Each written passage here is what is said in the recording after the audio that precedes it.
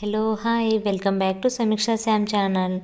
ఈరోజు నేను మా పాప లంచ్ బాక్స్కి వచ్చేసి క్యారెట్ రైస్ చేశానండి. ఎలా చేయాలో చూద్దాం ఒకసారి. ఫస్ట్ కడాయి పెట్టుకొని అందులోకి ఒక 3 టేబుల్ స్పూన్ ఆయిల్ తీసుకోవాలి. తర్వాత ఒక 4 లవంగాలు, కొద్దిగా చెక్క తీసుకోవాలండి. కొద్దిగా వేగిన తర్వాత ఒక మీడియం సైజ్ ఆనియన్ తీసుకోవాలి. ఆనియన్ కూడా వేగిన తర్వాత ఒక పచ్చిమిర్చి తీసుకోవాలండి. ఆనియన్ పచ్చిమిర్చి కొద్దిగా వేగిన తర్వాత వెల్లుల్లి తీసుకోవాలండి. ఒక 4-5 తీసుకుని వాటిని చిన్న పీసెస్ లాగా కట్ చేసుకోవాలి.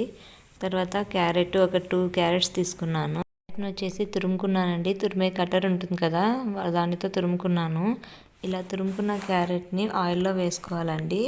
తర్వాత అందులోకి కొంచెం పసుపు అలాగే సాల్ట్ వేసుకొని ఒక 5 మినిట్స్ వరకు మగ్గించుకోవాలండి. క్యారెట్ అంతా కూడా సాఫ్ట్గా అవుతుంది. అప్పుడు మనం ఇందులోకి రుచికి తగినంత కారం వేసుకోవాలి. నేనైతే ఒక టేబుల్ స్పూన్ వేసాను. కారం అంతా కూడా బాగా క్యారెట్కి పట్టేలాగా మిక్స్ చేసుకోవాలి. తర్వాత ఇందులోకి కొద్దిగా జీలకర్ర పొడి అలాగే ఒక టేబుల్ స్పూన్ ధనియాల పొడి వేసుకొని మిక్స్ చేసుకోవాలండి. ఒక మూత పెట్టి ఒక 2 మినిట్స్ అలా మగ్గించుకోవాలి. ఇలా మగ్గిన తర్వాత ఇందులోకి రైస్ వేసుకోవాలండి. రైస్ వేసుకొని మిక్స్ చేసుకోవాలి.